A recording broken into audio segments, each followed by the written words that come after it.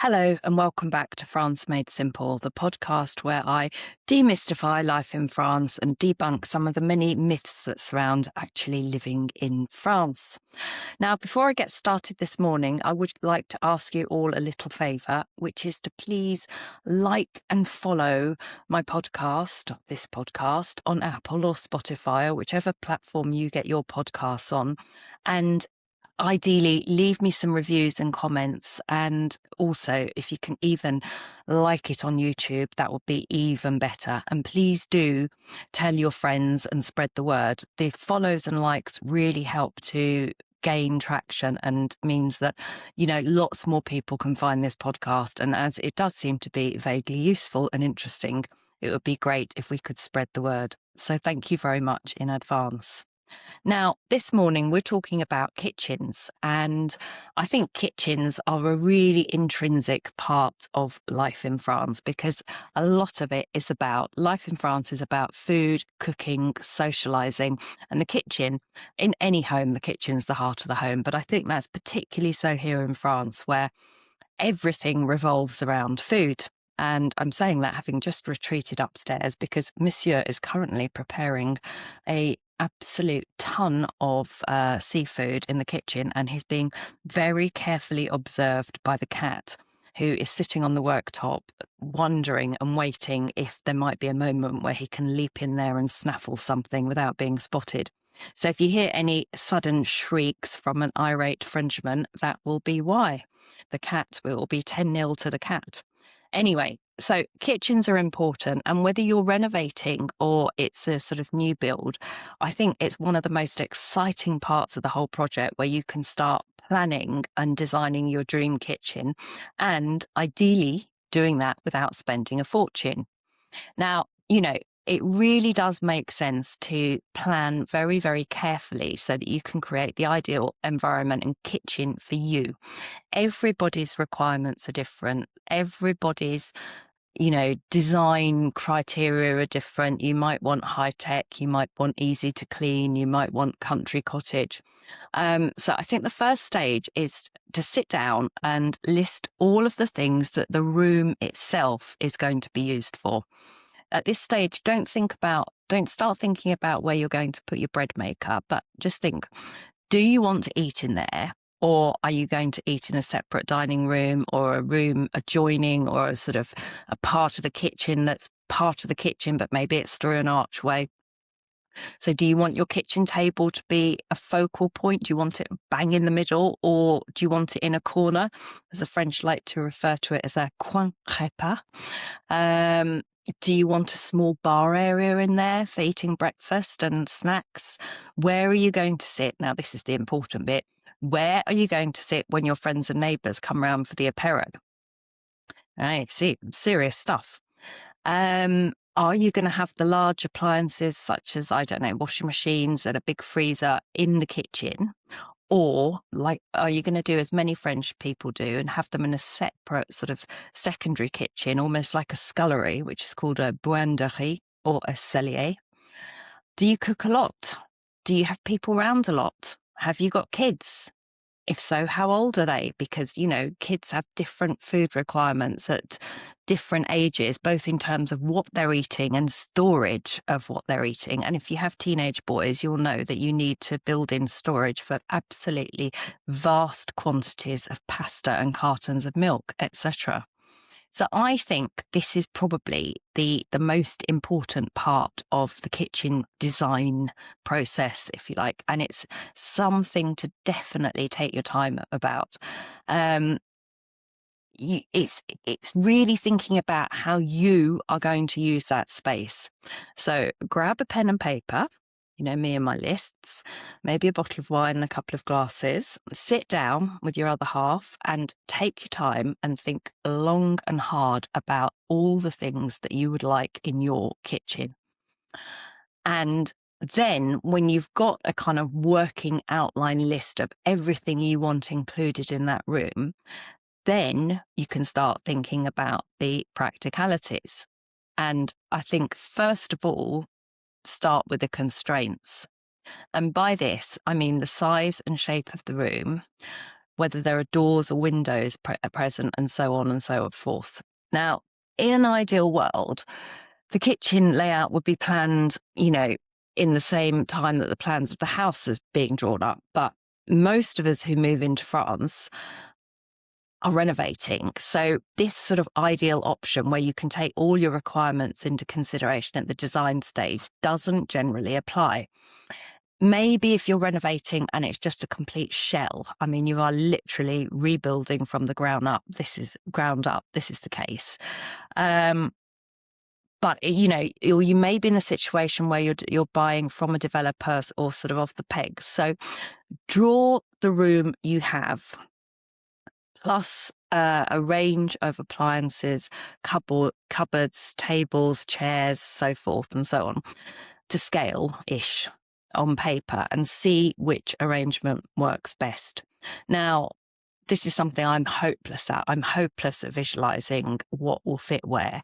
So you might want to use some kind of software to do this. There are loads of options out there these days. The days of trying to draw fridges to scale and fiddling around with them on bits of paper are long gone. But if you are a paper person like me, you can get a rough idea. You know roughly how big a fridge is. You know roughly how big your kitchen table is. And then you can start thinking about the practical factors. So do make sure you leave worktop space, and enough worktop space on either side of the sink and the cooker and the hob. And I would always err on the side of having more worktop space than you'll think you need, because it's just amazing how things build up, and there's nothing worse than having to clear a load of stuff out of the way before you can do anything. I would say keep the sink, the hob and the fridge reasonably close to each other, and where you can move from one to another easily. Now, this isn't always the case. It isn't always practical, but, it's a good kind of golden rule to start with. Do put your sinks and any plumbed in appliances where the waste pipes can get to the drains easily. And normally this means against an exterior wall. I mean, they can go anywhere, but it's always down to budget. And we are trying to renovate and create our dream home kitchen in France on a reasonable budget here. Stick the cooker hood against an outside wall to extract fumes. Obviously, again, you can have it in the middle of the room, but that's going to bump the cost up. And I would strongly recommend a gas hob or oven, even if you live in an area which isn't noted for having, severe storms and power cuts. The weather is changing, storms are getting worse, power cuts are getting more common, and having a gas supply that you can cook on, even if it's almost a secondary supply, or even a secondary gas cooker in your utility room, can be an absolute lifesaver.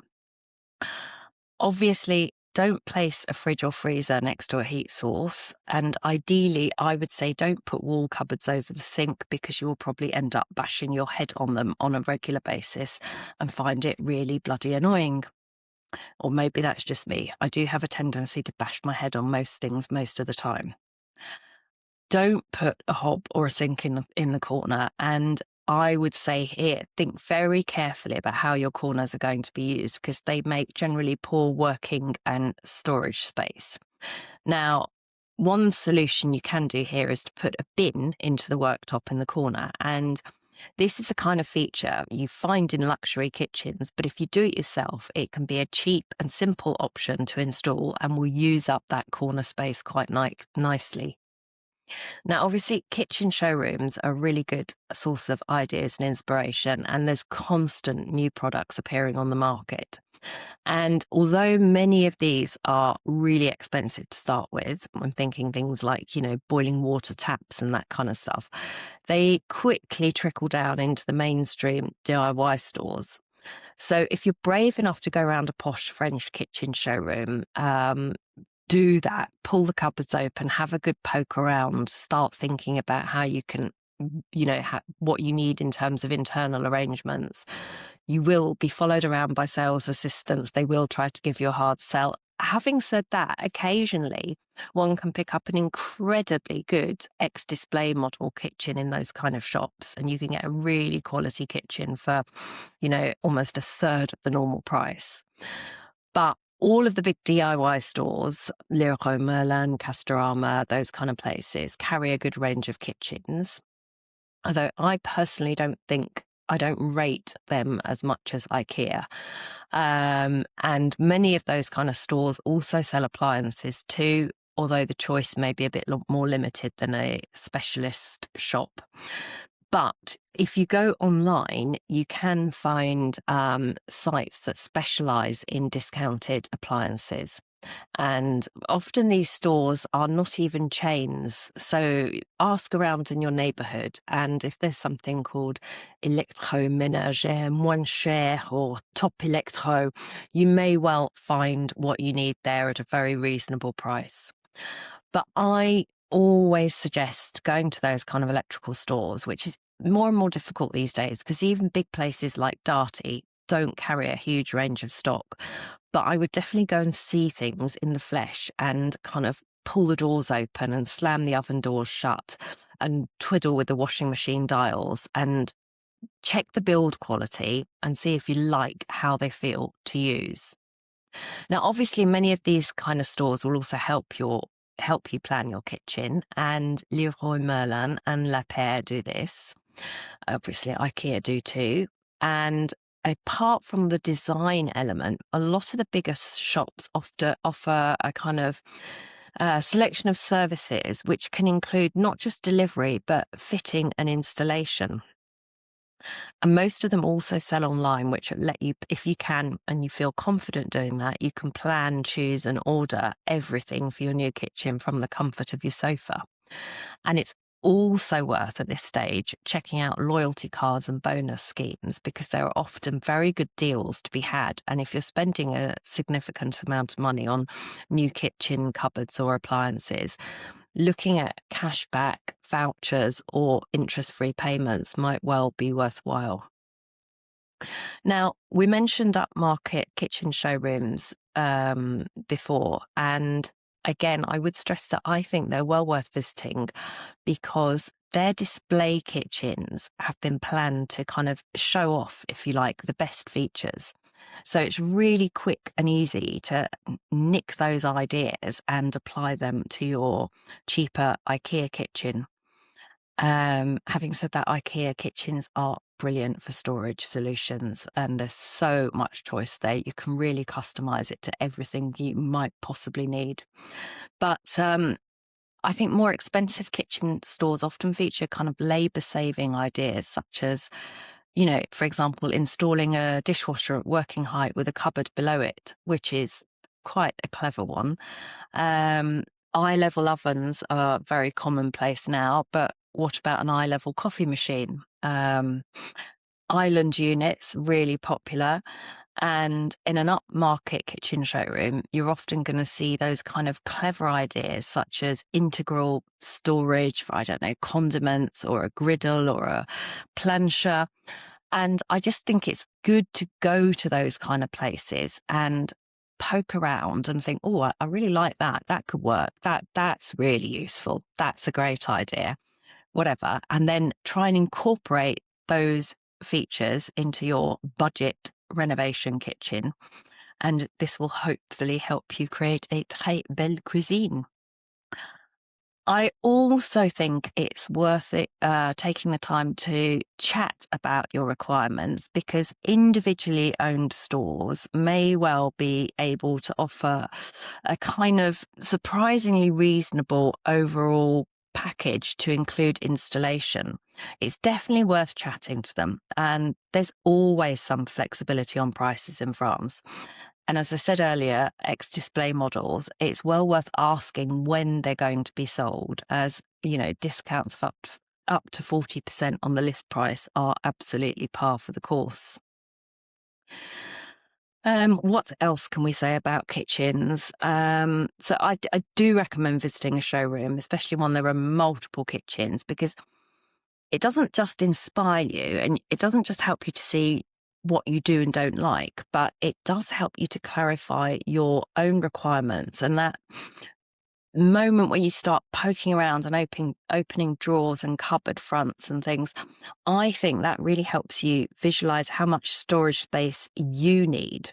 And again, You can get pull-out storage solutions for corner units, and drawer dividers can be customized to suit your individual kitchen requirements. Maybe if you use loads of oils and condiments, you want those close to the hob or cooking area.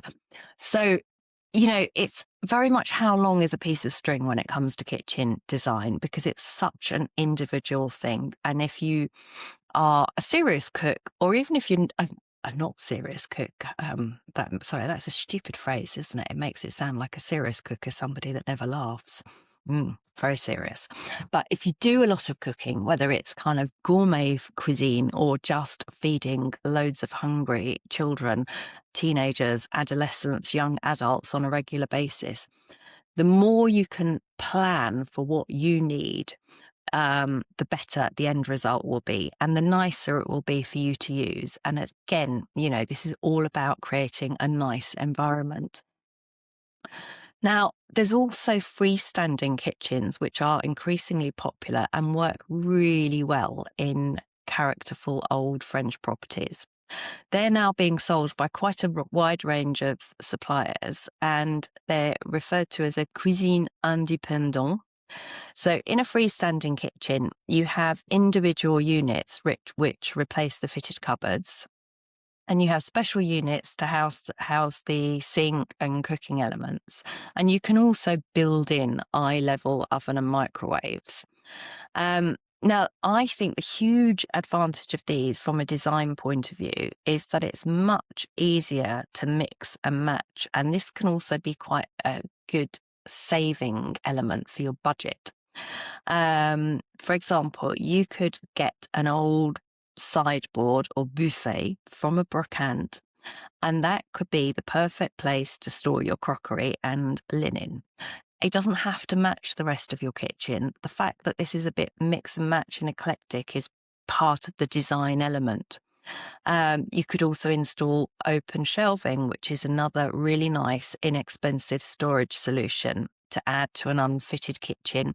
And I think it looks really appropriate in French properties.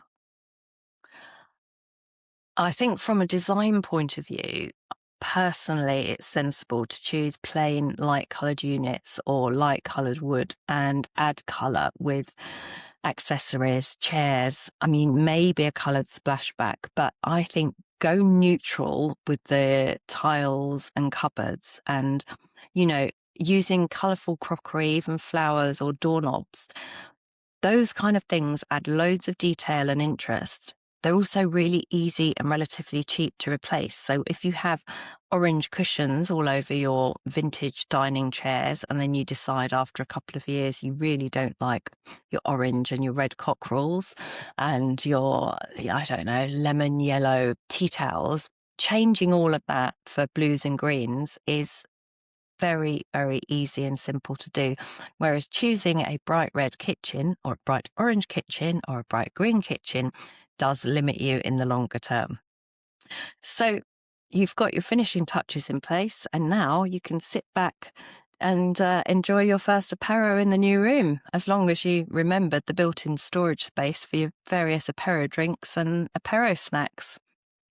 Anyway, I hope this has been giving you some, I wouldn't say, well, actually, I think it's interesting. I love talking about planning kitchens and interior design. And I hope it's been giving you some food for thought as to what you're going to do in your kitchen and your new French home. And I think for those of you that are in the process of viewing properties, hopefully this episode will have also enabled you to look at those kitchens in older French properties, which are often quite dated and drab. Look at them as a blank canvas and think about what you could do there, because almost always there's enormous potential simply from the fact that French properties are larger than properties in the UK. Okay, this is going to be different for Americans who are used to lots of space, but you can work with what you have. So I'm going to be putting a written version of this on my Buy Me a Coffee site eventually, with a useful checklist of things to remember to do, and some useful vocabulary. So I'll let you know when that's out, probably in the next couple of weeks. I've got various other articles to publish on there too. But if you do enjoy the podcast and would like to say thank you, feel free to head over to the France Made Simple Buy Me a Coffee page and buy me a coffee or anything stronger. Thank you very much for listening. Thank you to our sponsors, Fab French Insurance, and look forward to our next episode.